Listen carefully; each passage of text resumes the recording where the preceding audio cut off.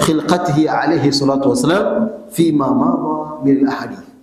Mitangulia kubainisha uzuri na ule ukubwa wa umbile lake Jibril juu yake amana fima madha min al-ahadith, katika ambayo imetangulia katika hadithi ambayo tumeziona katika darasa ambazo kama zimetangulia.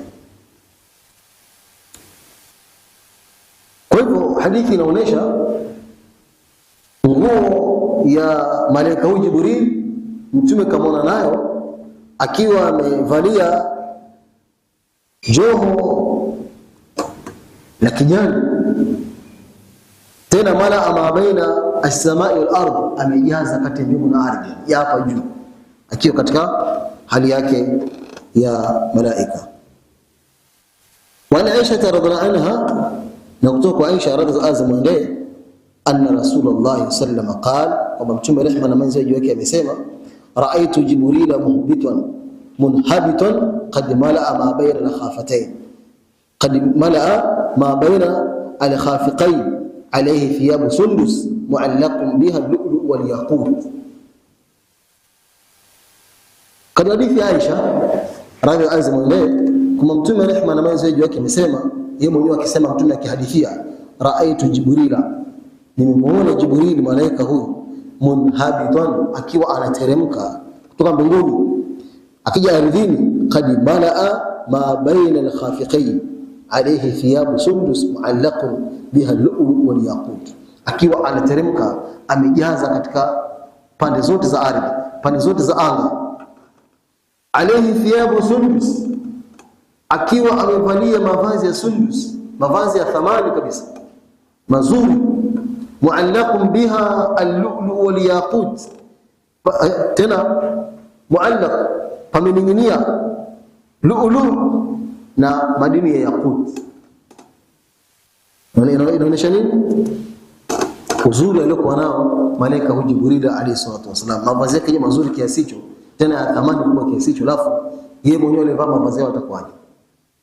Mavazi yenyewe ni sundus, tena yametaalaq au yameninginia madini ya yaqut na lu'lu.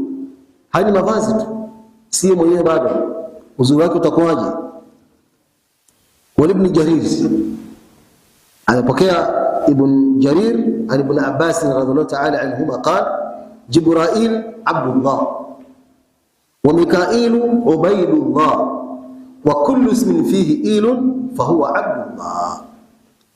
Anasema kutoka Ibn Abbas radhiyallahu anhu, asema Jibril Abdullah, maana Jibril ni maana yake ni Abdullah, ni mja wa Allah subhanahu wa ta'ala. Wa Mikail Ubaydullah, na Mikail ni mtumishi aliyetumilizwa na Allah subhanahu wa ta'ala. Wa kullu ismin, na kila jina, fihi ndani yake, ilun, Jibril, Mikail, fahuwa Abdullah, ni mja wa Allah.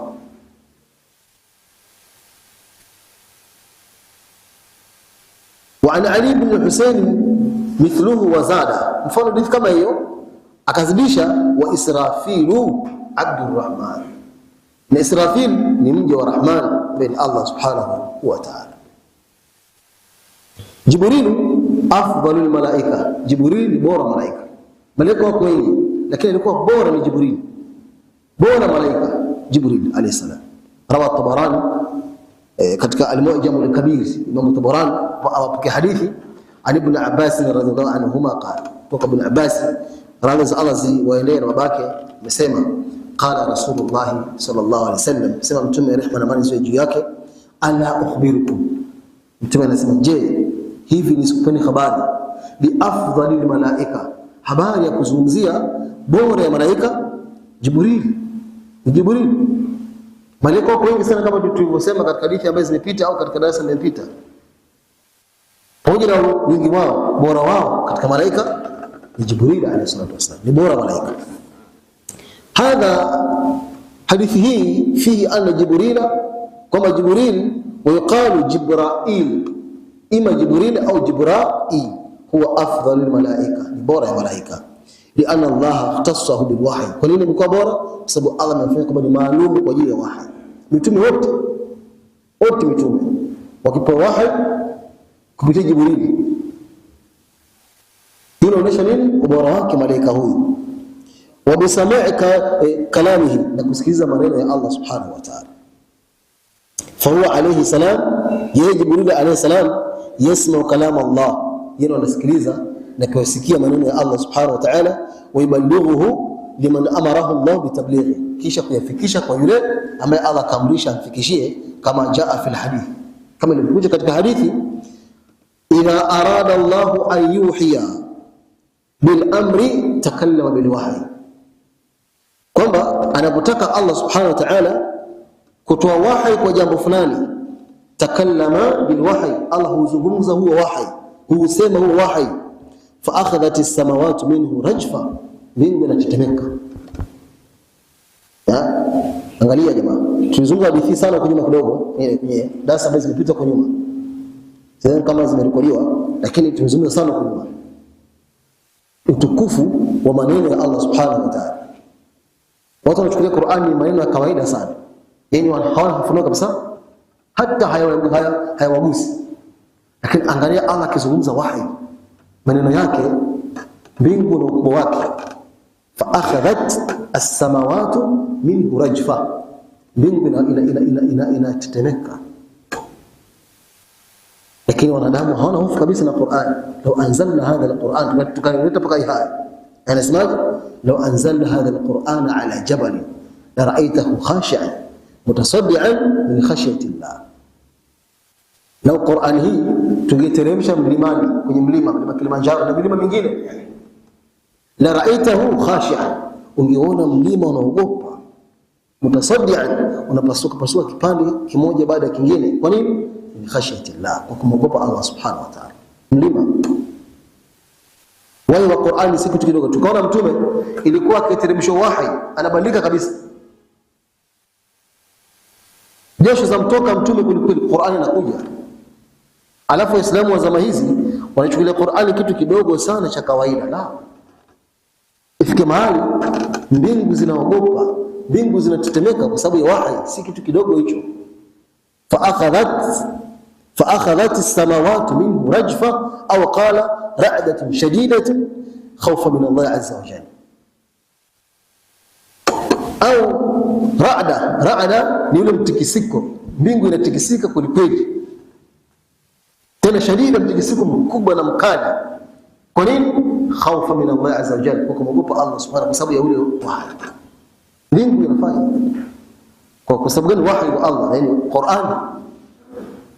Lazima tuchukulie Qur'an uzito wake, tuchukulie na ukubwa wake Qur'an. Maana Qur'an makubwa kiasi gani pa mbingu inaogopa. Fa idha sami'a dhalika ahlu samawati sa'iq, watu mbinguni wakisikia huo mtetemeko na hiyo na huo mtikisiko wa mbingu, wote wanazimia. Ahlu samawati wote wanazimia. Hadithi ya mtume yasema, au qala kharru lillahi sujada, au asema waporomoka chini kwa ajili ya kumsujudia Allah subhanahu wa ta'ala.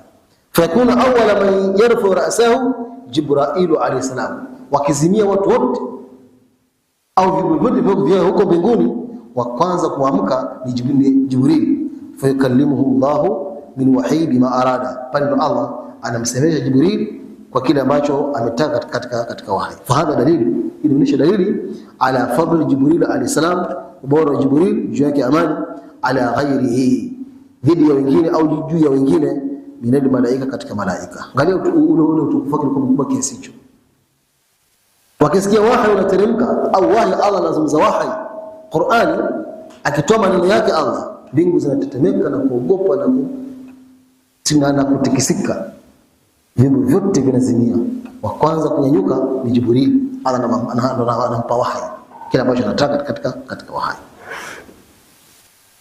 Khashyatul malaikati min isyani Allah ta'ala, lakini kubwa zaidi hayo yote ndugu zangu si hiyo. Pamoja na ukubwa malaika kama tulivyoona, pamoja na utukufu malaika kama wao Allah kawasifia, la ya'suna Allah ma amarahum, hawamuasi Allah kwa kile ambacho amewaamrisha, wayafaluna ma yu'marun, wanafanya yote ndio Allah kawaamrisha. Pamoja na haya yote bado wanaogopa Allah kulikweli. Wallahi ni ajabu sana. Ibada zote unazifanya kama tulivyoona, huweki mguu mbinguni, kuna malaika sajid au raki, tumeona katika darasa iliyopita. Lakini pamoja na haya yote bado malaika wanaogopa kulikweli, kumwogopa Allah subhanahu, wana hofu kulikweli ya kumwogopa Allah subhanahu wa ta'ala. An Abi Imran al-Jawani annahu balagha anna Jibraila ata Nabii sallallahu alayhi wasallam wa huwa yabki. Sikizeni hadithi hiyo, hadithi ya Abu Imran al-Jawani annahu balaghahu, kama ilimfikia habari anna Jibraila ata Nabii sallallahu alayhi wasallam, Jibril mmoja alimjia mtume wa huwa yabki, Jibril analia wa huwa yabki. Faqala lahu Rasul sallam, faqala lahu Rasulullah sallam, tuna kama Jibril, ma yubkik, Jibril wala nini? Qala Jibril asema, wa ma li la abki, minna nini silie, fa wallah na apa kwa Allah, ma jaffat li aynun mundu khalaqa Allahu an-nar, wallahi na apa macho yangu hajapata kukauka machozi tangu Allah alivyoumba mtu. Ibada zote hizo, utukufu wote huo, ukubwa wote huo, lakini bado anaogopa. Sisi tuko tuogope kiasi gani? Wallah ma jaffat li aynun, na hapo kwa Allah macho yangu hajapata kukauka machozi, mundu khalaqa Allahu an-nar, tangia pale tu Allah alipoumba moto, macho yangu hajapata kukauka machozi. Kwa nini? Makhafata an a'siyahu fayaqdhifani fiha, kofia kwamba Allah nisije nikamwasi Allah subhanahu wa ta'ala akanitupia ndani yake. Anaogopa hilo basi. Rawahu al-Imam Ahmad fi az-Zuhd. Wa hadha al-hadith fihi kama sabaqa, na kwenye hadithi hii pia tunaona ndani yake kama ilivyotangulia, anna al-malaikata ma'a kathrati ibadatihim, malaika pamoja na kwamba ni wako wengi sana, pamoja na wingi wa ibada yao, annahum la yaghtarruna bi a'malihim, hawadanganyiki na matendo yao. Matendo yao hayawadanganyi waache kumwabudu Allah subhanahu wa ta'ala, hayawadanganyi malaika pamoja na ibada yao nyingi kiasi hicho. Wa yakhafuna an ya'su Allah, na wanahofia wasimwasi Allah subhanahu wa ta'ala, fayaqdhifahum fi an-nar kama hasala bi Iblis, wanahofia sio kama asi Allah akawatupia motoni kama ilipatikana kwa Iblis. Wajua habari zake Iblis, fa innahu kana ma'al malaika ya'budu Allah. Iblis alikuwa katika malaika tena kumwabudu Allah subhanahu wa ta'ala. Asa Allah, falamma asa Allah la'anahu Allah azza wa jalla, alimuasi Allah kafaja kamlaani. Lakini alikuwa katika malaika. Asa malaika wakifikiria hili, huyu alikuwa katika sisi, leo kalaaniwa, wanaogopa kwa kweli. Pamoja na wingi wa ibada yao hawadanganyi kwamba wasiogope hilo. Wa ab'adahu, na kama kambali Iblis. Wa Jibril lamma ra'a an-nar wa shiddata adhabiha, Jibril alipoona moto na ukali wa adhabu yake, wa annaha daru al-iqab, na kama moto ni nyumba ya adhabu, khashia, aliogopa sana an ya'si Allah fayaqa fiha, aliofia kumwasi Allah na akamtupia akamuingiza huko au akaingia huko. Wa fi hadha dalili, na kwenye hili kuna dalili ala annahu, kwamba ilivyo, la yambaghi lilinsan, haimpasi kabisa mwanadamu ayuzakia nafsa, yani kwamba aitakase nafsi yake. Fala tuzakku anfusakum wa a'lam biman ittaqa, kwa mimi ndio mimi mcha Mungu, hakuna kama mimi. Hapana. Iblis alikuwa katika malaika, leo Allah kamlaani baada ya kumuasi na akamweka mbali kabisa na rehema zake. Mwanadamu haimpasi hata kidogo aweze kudanganyika, aweze kughurika na matendo yake na kuitakasa na kusema kwamba kashatakasika tayari, ili mtu apeponi moja kwa moja. Wa annahu yambaghi lahu an yakhafa min an-nar, inampasa mwanadamu bali aufia adhabu ya motoni, wa yakhafa Allah wa makrahu azza wa jalla biman asa, na aufie vitimbi vya Allah subhanahu wa ta'ala kwa wale ambao kwamba watakuwa muasi.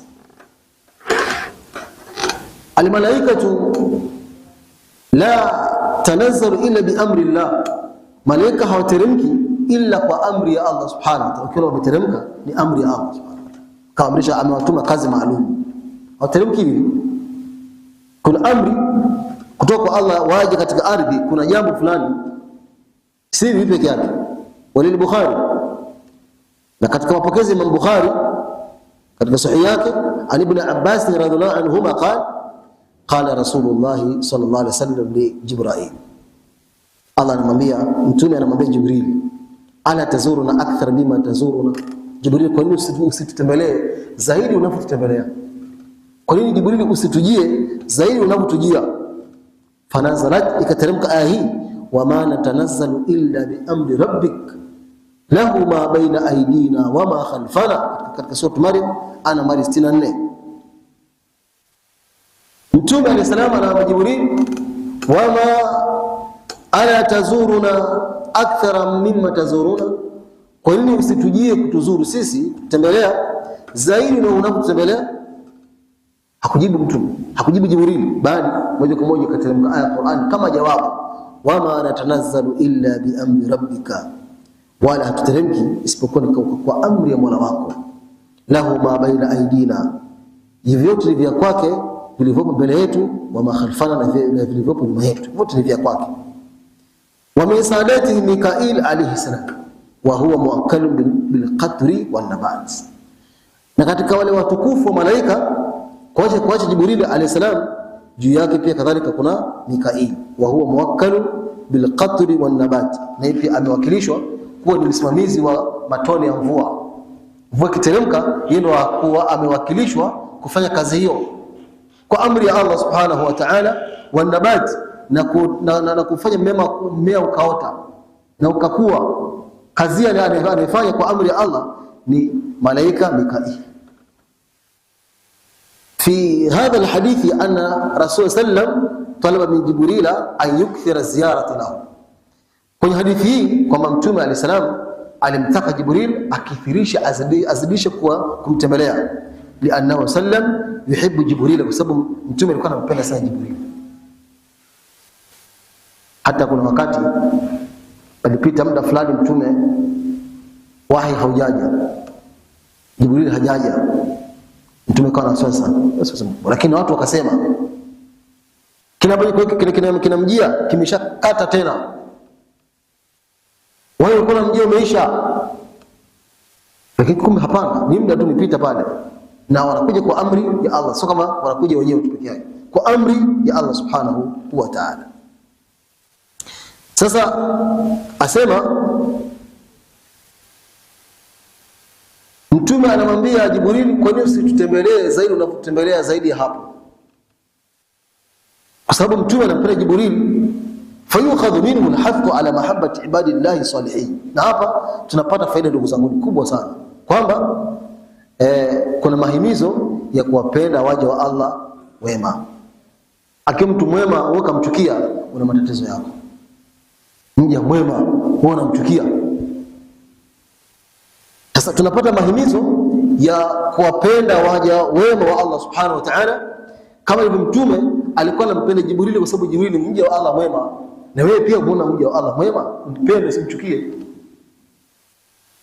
Lakini sisi tunapendana kwa sababu zetu za kidunia, na kuwachukia watu kwa sababu zetu za kidunia.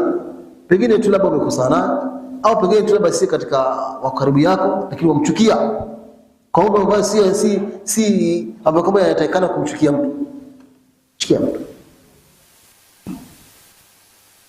Na huenda wakati mwingine unamchukia wali katika mawali wa Allah subhanahu wa ta'ala.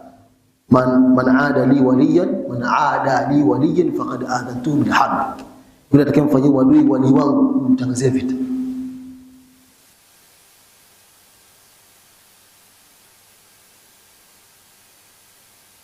Kwa hivyo tunachukulia faida kwamba Jibril, mtume alikuwa anampenda Jibril, ndio maana akitaka tembelee mara kwa mara zaidi hapa anaofanya, kwamba wewe unatakiwa umpende mja wa Allah kama ni mwema, wa ziyaratuhum, na kuwatembelea.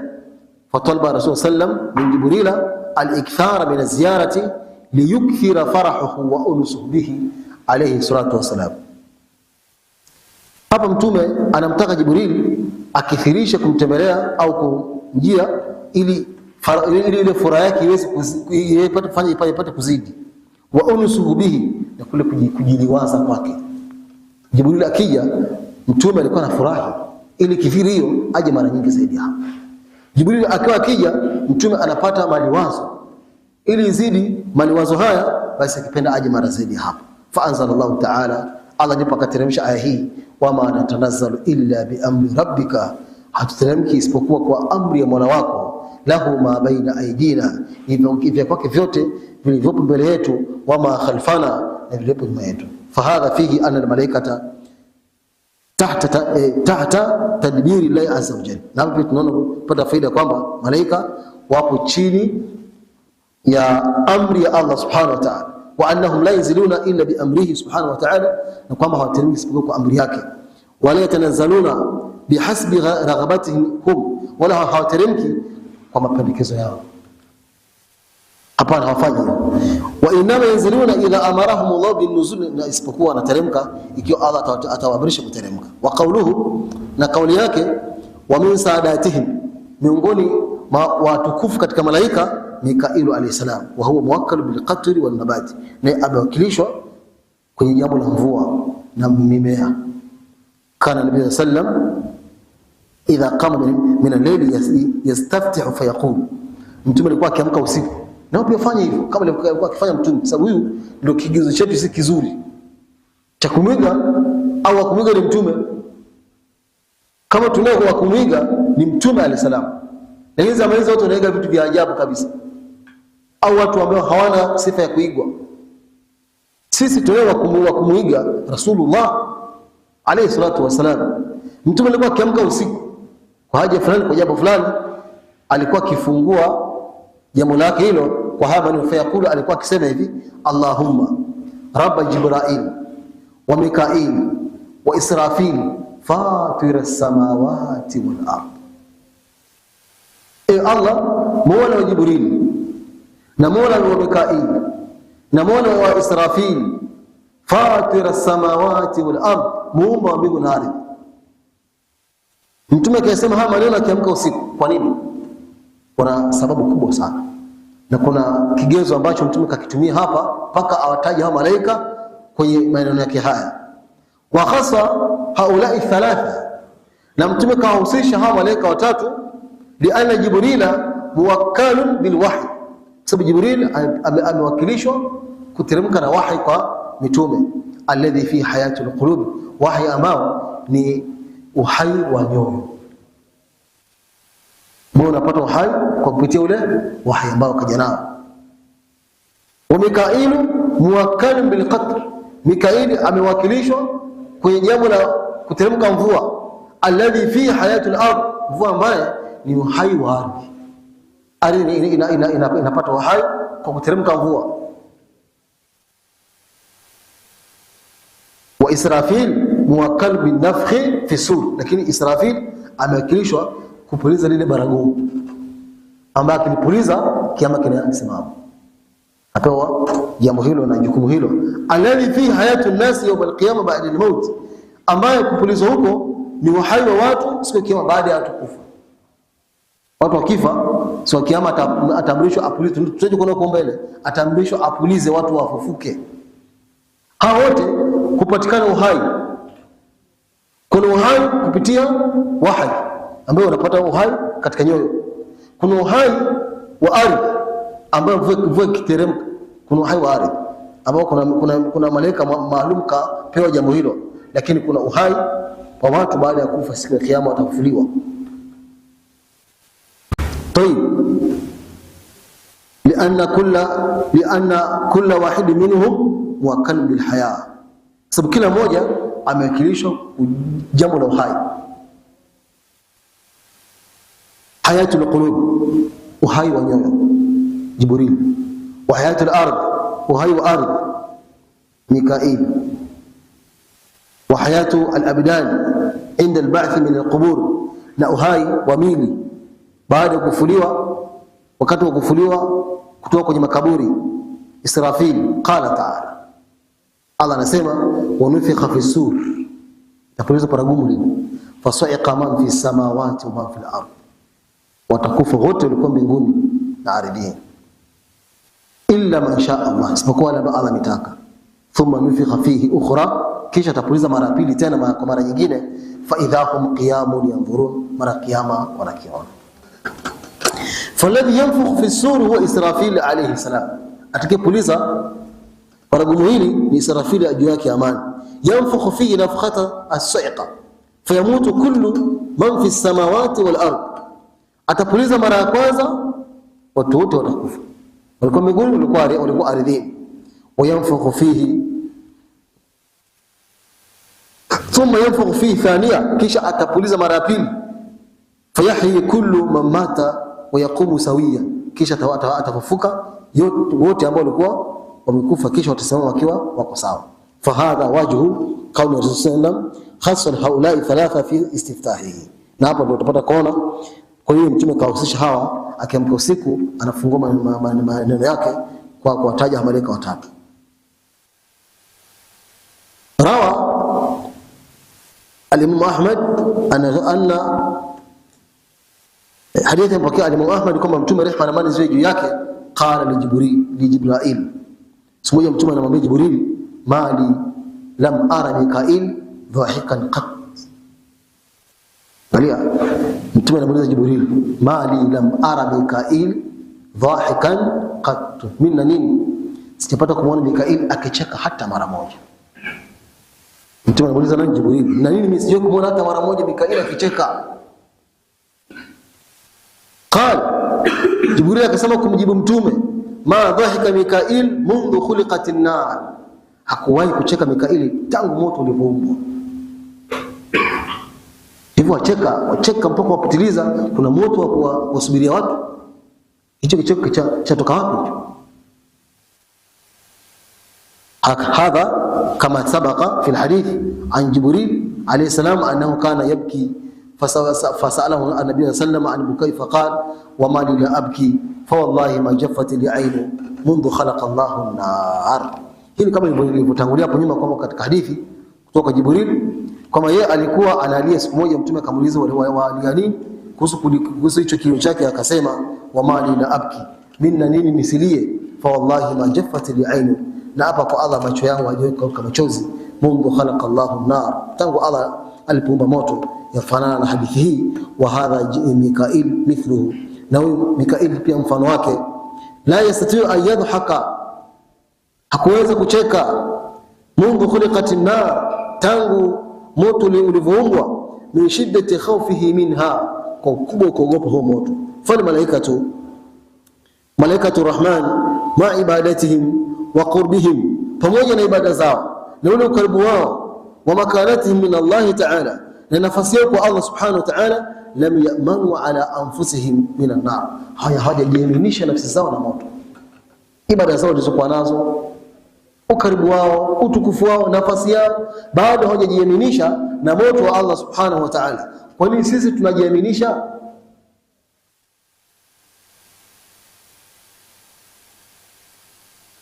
Fahadha fi alhathu ala shiddati alkhawf min an-nar, hapa tunapata mahimizo ya watu waogope sana moto. Walaysa almuradu huwa mujarrad alkhawf min an-nar faqat, hapa sina namna tu ya kuogopa moto peke yake, walakin alkhawf wala amal linajati minha, mtu aogope moto lakini afanye matendo ya kumweka mbali na moto. Itakuwa ni ajabu mtu anaogopa moto lakini anafanya matendo ya kumpeleka moto, au mtu anatamani pepo lakini hafanya matendo ya kuingiza peponi. Ndio bwana mmoja aliposema tarju najata wala mtasluku masalikaha fa inna safinata la tajri ala al-yabas, unataraji kufaulu alafu hujafuata njia za kufaulu. Ni kama kuchukua jahazi uliweke katika nchi kavu, haiwezi kutembea. Ndio hivyo, mtu anataka kufaulu, asiingie motoni, aingie peponi, hakufuata njia ya viwili hivi. Pepo ina njia zake, usifuate. Moto una njia zake, ujiepushe. Hapo ndio itakuwa imekusaidia hii. Lakini kinyume na hivyo, mtu anaogopa moto alafu anafanya matendo ya motoni, ataraji pepo alafu afanye matendo ya peponi, itakuwa kazi bure. Khawfu maqruran ma amali ma yurdi Allah ma yurdi Allah wa tarki ma'asiyatihi jalla wa ala. Kinachotakana ni mtu awe na hofu ambayo imechanganyika au imeungana na matendo ambayo yanamridhisha Allah subhanahu wa ta'ala, na kuacha maasi yake kumwasi Allah subhanahu wa ta'ala, aache kabisa maasi. Fala khawfu duna al-amali la yufidu shay'a. Kuwa na hofu na moto lakini hakuna matendo yoyote ambayo inamuepusha na moto, basi haifidishi chochote hicho. Wala amala duna al-khawf la yufidu shay'a. Yaani kufanya matendo pia kadhalika kinyume chake. Anafanya matendo hana hofu na moto, la yufidu shay'a, hafidishi chochote, hakuna faida yoyote. Kadhalika pia vile wal mufidu huwa al-jam'u baina al-amrayn. Kilichotoa faida ni mtu kukusanya vitu viwili, al-amalu wal khawf. Mtu awe na matendo na kuhofia moto wa Allah, kuogopa moto wa Allah subhanahu. Qala ta'ala, Allah anasema walladhina yutuna ma atau wa qulubuhum wajila, na wale ambao wanafanya yale wanayafanya katika matendo mema, lakini wa qulubuhum wajila, nyoyo zao zinaogopa, annahum ila rabbihim raji'un, kwamba wako Mola wao watarejeshwa. Angalia, siku moja Aisha anamuuliza Mtume kuhusu aya hii, ya Rasulullah, na yeye kusudia hapo ni kina nani? Ni mtu aliyezini au aliyeiba au alifanya kitu fulani kibaya na anaogopa? Mtume anasema hapana, ni mtu anayeswali, ni mtu anayetoa zaka, ni mtu anifunga, ni mtu anafanya khairi mbalimbali, lakini anaogopa ayukubali am yurad, imekubaliwa au imerejeshwa.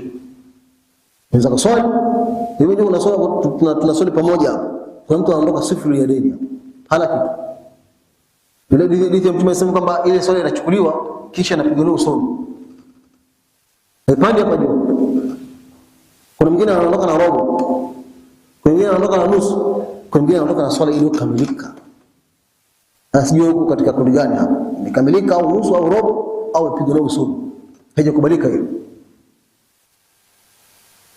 Na inakubalikaje? Inakubalika, Mtume anasema kwamba swala inakubaliwa kwa namna ambapo au kwa kiasi ambapo mtu fikira zake zilikuwa pale. Sababu watu wanaswali ndo hapo wanauza. Mtu anaswali ndo hapo ananunua. Mtu anaswali ndo hapo anadai. Kutoka hapo anakuwa anamaliza. Fikira zake hazipo. Ndio mtu kwenye rukuu anasoma suratul Fatiha, hajui hata nafanya nini. Yaani pale yuko mwili tu yake, akili hazipo kabisa. Sasa huyo ataondoka na nini? Watu wanasali miaka 60 70 lakini hakuna swala kabisa. Wao watu wa makini sana na hizi swala, na swala ibada swala hiyo. Makini sana kwa sababu miaka yote unaweza kuswali lakini kawa hamna kitu. Sasa huyu ambaye Allah anakusudia hapa au hao ambao Allah anakusudia, walladhina yutuna ma atau, ni ambao wanafanya yale ambao wanayafanya katika khairi mbalimbali na mambo mema, lakini wakati huo wa qulubuhum wajila, nyoyo zao zinaogopa, annahum ila rabbihim. Wale kama wanaswali, watoa zaka, wanafunga, wanafanya khair, lakini bado wanaogopa jini kubaliwa.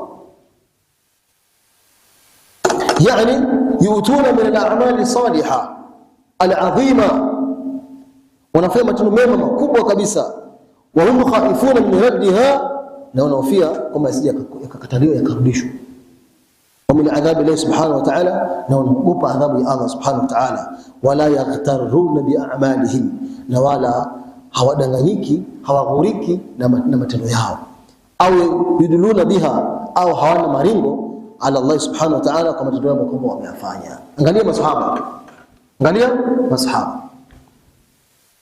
Kuna masahaba wako wale bashiru pepo wakiwa duniani. Hata siku moja Mtume alipoenda katika Miraji, amekwenda kule, anasikia mchakato wa viatu vya Bilal peponi. Mtume anakuja anamwambia Bilal, kitu gani ambacho umekifanya mpaka umetangulia peponi? Sema kuna ya Rasulullah, isipokuwa tu mimi nikitoka udhu naweka udhu, afu nikiweka udhu na swala kamili rak'atay al-udhu, raka mbili za udhu. Mtume akamwambia kwa hili umetangulia peponi. Yuko haji. Na kuna masahaba 10 ambao kwamba wamebashiriwa pepo wakiwa duniani. Al-ashara al-mubashirun bil janna wako 10. Lakini hawakuvimba, hawakujionyesha, hawakujitakasa kama si ndio tayari peponi. Hapana. Mpaka siku ile Mtume alisema vitu vingi. Anasema hivi vitu havitajikusanya kwa mtu isipokuwa atakuwa ni katika watu wa peponi. Na kila mtu ataitwa peponi kutokana na matendo yake. Njoo hapa Abubakar amuuliza Mtume, ya Rasulullah, hivi inawezekana mtu akaitwa kwenye kila mlango, akaitwa babu sadaqa yupo, babu swala yupo, babu zakat yupo, babu alhajj yupo, babu siyam yupo, aryan yupo. Je, inawezekana mtu akaitwa kwenye milango yote? Mtume akasema ndio, na wewe huenda kaka katika miongoni mwao. Ishara hapo, lakini hawakujitakasa. Hawakuzembea kama ni sisi sasa hivi. Mtu swala ataacha na atakufa kiwa swali. Kheri ataacha, ameshabashiru atakanite. Wao ndio walizidisha. Hakudanganyika na matendo ambayo kwamba basi inatosha tena. Pepo hii hapa, hapana. Wala yaghtaruna bi'amalihim au yudluna biha ala Allah subhanahu wa ta'ala. Hakudanganyika na kughurika na matendo yao, wala hakuwa wakifanya hivyo mbele ya Allah subhanahu wa ta'ala. Wa min sadatihim Israfil alayhi salam, miongoni mwa malaika watukufu kabisa ni Israfil juu yake amani. Wa huwa ahadu hamalati al-arsh, ni katika wale wabeba arsh. Wa yahmilu arsha rabbika fawqahum yawma idhin thamania, katika wale malaika 8 ambao watabeba arshi ya Allah siku ya kiyama, basi yupo Israfil alayhi salam. Wa huwa alladhi yanfukhu fi sur, huwa anavyo viwili, lakini pia ndio yule ambaye atakayepuliza paragumu kiyama kisimame au watu wafufuke. Asur qarnun la ya'lamu 'idhama khilqatihi illa Allah subhanahu wa ta'ala. Asur ni upembe umefanizwa, lakini sio ambao unaofahamu upembe kama kitu kinafanania upembe. Alladhi, upembe ambao la ya'lamu 'idhama khilqatihi, hakuna ambaye anayejua ukubwa wa umbile lake isipokuwa ni Allah subhanahu wa ta'ala. Wewe angalia ikipulizwa watu kubwa kiasi gani, ukubwa wake anajua Allah subhanahu wa ta'ala. Akipuliza tu muhusika watu wafufuka. Sasa ukubwa wake hakuna anayejua isipokuwa ni Allah subhanahu wa ta'ala. Wa fihi arwahu bani adam, kwenye ule upembe ndani yake zimejaa roho za wanadamu. Roho zote ziko pale kwenye ule upembe. Fa idha nafakha fihi Israfilu kharajat minhu kullu ruh, Israfil akipuliza tu ule upembe roho zote zinatoka. Wadakhalat fi barin sahibiha, kila roho inaingia kwa mhusika wake, lakini zote ziko kwenye ule upembe pale. Akipuliza tu roho zote zinatoka, kila roho inakimbilia na kwenda kwa yule mtu wake. Qala ta'ala, Allah anasema thumma nufikha fihi ukhra fa idha hum qiyamun yanzurun, kisha patapulizwa atapuliza, kisha patapulizwa ndani yake mara ya pili au mara nyingine. Fa idha hum, tamaki wao wanadamu na viumbe qiyamun, qiyama hicho yanzuruna, wanakiona hiki hapa. Yanfukhu fi Israfil alayhi salam fatatiru al-arwah, atapuliza kwenye ule upembe ambao unafanyizwa kama ule ambao atapuliza Israfil. Fatatiru al-arwah, roho zitaruka huko na kule. Kullu ruhin ila jismiha, kila roho kwenye mwili wake. Silitoka sasa itaruka iende kwa ule mwili wake. Tahayu, kusikiliza tasbihi yao na tahlili yao, wakisikia Israfil wanaacha kila kitu.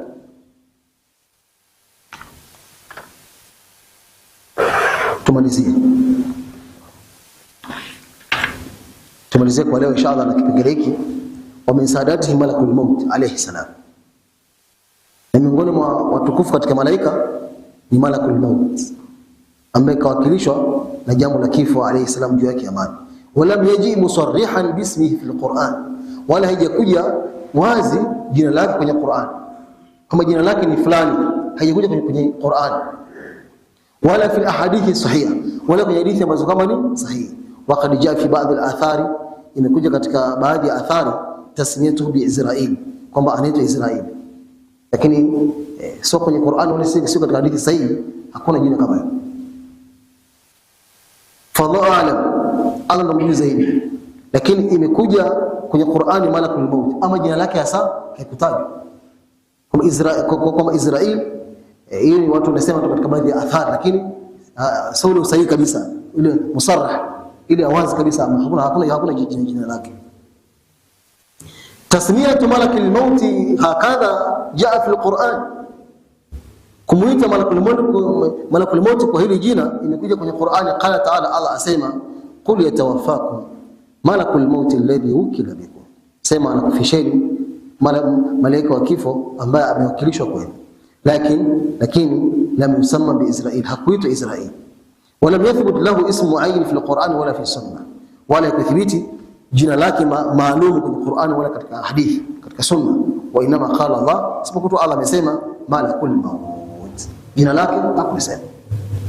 Wajaa fi baadhi al-athari, imekuja katika baadhi ya athari anna ismu Israil, kama jina lake ni Israil. Wallahu a'lam bi sihhati dhalika, Allah ndo mjuzi usahihi wa hilo, lakini kwenye Qur'ani halipo wala kwenye sunna mtume halipo. Allah ndo mjuzi zaidi. Ni baadhi ya athari ambazo zimekuja kutaja nayo kama hilo. Intaha al-musannifu al-an min bayani idhami khilqati al-malaika wa ibadatihim wa khawfihim min Allah azza wa jalla wa bayan kathrati adadihim, thumma shara'a fi bayani a'malihim wa asnafihim. Alimaliza mwandishi wa kitabu sasa hivi kubainisha ukubwa wa malaika, ibada yao, hofu yao kwa Allah subhanahu wa ta'ala, kubainisha wingi wao na idadi yao. Yote haya tumeshayaona na mwandishi wa kitabu ameshabainisha hayo. Thumma shara'a, kisha akaanza shara'a bimaana baada fi bayani a'malihim, kubainisha matendo yao, wa asnafihim, na aina zao. Malaika wana aina, anwa. Fa kullu sunfin minhum lahu amalun, kila kundi katika hao, kila aina katika hao wana kazi maalum. Wakalahu Allahu ilayhi, Allah kamwakilisha nayo, liyakuma, ila asimame nayo kazi hiyo. Wakala, na akasema, innahum binisbati ila ma hayyahum lahu aqsam, kwa kila mtu Allah kawaandalia hao malaika, kawaandalia nayo wana vigawanyo. Faminhum muhammalatul arsh, kuna ambao ni wabeba arshi, kazi yao ndio hiyo, sio kama tubeba arshi Allah subhanahu wa ta'ala. Min haulai almalaika man hum muwakkaluna bihamli arshi arrahman tabaraka wa ta'ala, katika hao malaika kuna miongoni mwao wamewakilishwa kubeba arshi ya Rahman subhanahu wa ta'ala. Waqad sabaqa bayanu dhikrihim, bishatangulia kubainisha utajo wao. Wa minhum alladhina hum hawla al-arsh, na kuna wengine ambao wako pembeni ma arshi. Kuna wabebaji arshi na kuna ambao wako pale pembeni ya arshi. Qala al-musannif rahimahullah, na mwandishi akasema Allah amrehemu, wa minhum al-karubiyun alladhina hum hawla al-arsh, hao wale wako pembeni ya arshi, si katika wale wabeba arshi ama wako pembeni ya arshi. Wa hum ma hamalat al-arsh ashraf al-malaika, na hao ambao wako pembeni ya arshi wako pamoja na wabeba arshi katika malaika watukufu sana. Wa humul malaikatul muqarrabuna kama qala ta'ala, na wale katika malaika wa karibu na Allah, kama Allah alivyosema, la yastankifu al-masih an yakuna 'abdan lillahi wa lil malaikatil muqarrabun. Hata kwa mnyonge, la yastankifu al-masih, hata kwa mnyonge al-masih Isa, an yakuna 'abdan lillah, kule kuwa ni mja wa Allah subhanahu, si Mungu, si mwana wa Mungu, kuwa ni mja wa Allah subhanahu wa ta'ala haitokumfanya kwamba awe ni mnyonge, ndio cheo chake. Ndio maana Mtume alayhisalam akasema katika hadithi, la tuturuni kama atwarat an-nasara ibn Maryam faqulu abdullah wa rasul, msinisifu mimi mtume wenu kama walivyomsifu manasara kusifu Isa ibn Maryam, wakasema ni Mungu, wakasema ni mja wa Mungu, wakasema wale yasema, lakini mimi msinipe sifa hizo, sio sifa zangu. Kweli mja hata kwa ni mnyonge sababu yeye ni mja, ndio sifa yake hiyo, ndio cheo chake na ndio nafasi yake. Abdan lillah. Wala malaikatul muqarrabun, wala malaika walikuwa karibu na Allah subhanahu wa ta'ala, wale bali wapo pembeni ya arshi. Hata kwa ni wanyonge kwa sababu tu ni waja wa Allah subhanahu wa ta'ala, hayo haitawezekana kuwa hivyo. Na malaika wa hum min afdali malaika, katika malaika bora sana walio pembeni ya arshi. sio wabeba arshi, walikuwa pembeni ya arshi. Hao katika malaika bora. Qala ta'ala, Allah anasema alladhina yahmiluna al-arsh, wale ambao watabeba arshi siku ya kiyama. Wa man hawlahu, na wale ambao walikuwa pembeni ya arshi. Hao ndio wale ambao walikuwa pembeni ya arshi, hao ndio wa man hawlahu. Waqala, akasema watara al-malaikata hafina min hawli al-arsh, na utaona malaika wametanua mbawa zao pembeni ya arshi. Hao wa haulai, na hao malaika aqrabu al-malaika, ni malaika wa karibu kabisa illa Allah azza wa jalla, kwa Allah subhanahu wa ta'ala. Wa qawluhu ta'ala, qawlaki Allah abatu huna aya hapo juu, la yastankifu al-masih an yakuna 'abdan lillahi wa lil malaikati al-muqarrabun, hata kwa mnyonge al-Masih Isa kuwa ni mja wa Allah subhanahu wa ta'ala, wala malaika wale wa karibu hata kwa ni wanyonge, kwa wao ni waja wa Allah. Dalla ala anna al-malaikata minhum man hum muqarrabun, imejulisha kwamba kuna malaika miongoni mwao wapo karibu min Allah azza wa Allah subhanahu wa ta'ala, aliposema walal malaikatu al-muqarrabun wa hum alladhina hawla al-arsh, nao ndio ambao wapo pembezoni mwa arshi. Lakini si katika wale wabeba arshi, bali ni wale wako pembezoni mwa arshur rahman, arshi ya Allah subhanahu wa ta'ala. Wa minhum sukan as-samawati as-sab'a, miongoni mwa malaika ni wale ambao wakazi wa mbingu ya saba. Kila mbingu imejaa malaika. Ya'murunaha ibadatan daimatan laylan wa nahara sabahan wa masaa, wakiimarisha hiyo mbingu kwa ibada daiman, laylan wa nahara, usiku na mchana wapo kwenye ibada malaika. Sabahan wa masaa, asubuhi na jioni, kama qala ta'ala, kama alivyosema Allah subhanahu wa ta'ala, yusabbihuna al-layla wan-nahar la yafturun, wanamtukuza na kumsabihi Allah usiku na mchana, hawachoki wala hawaachi. Hivi kama hao ndo malaika wanafanya ibada kiasi hicho, sisi tufanye kiasi gani? Wa min haulai malaika man yashtaghilu bil ibada, miongoni mwa malaika waliokuwa bora kabisa yule ambao wanashughulika na ibada laila na nahara, usiku na mchana. Fi samawati sab'a, katika mbingu ya saba. Kullu sama'in laha sukanuha bil malaika ya'murunaha bil ibada, kila mbingu ya kwanza, mbingu ya pili, mpaka mbingu ya saba, kila mbingu kuna malaika ya'murunaha, wakiimarisha hiyo mbingu bil ibada, kwa ibada. Qala ta'ala, pale tu aliposema Allah subhanahu wa ta'ala, fa in istakbaru, kama wanadamu watafanya kiburi. Ndio jinsi unaofanya wanadamu wana kiburi sana, hawataki kufanya ibada. Kwani wangapi hawaabudu Allah subhanahu wa ta'ala, wanafanya shirki, wanaabudu si kwa Allah, wanafanya nini? Kiburi.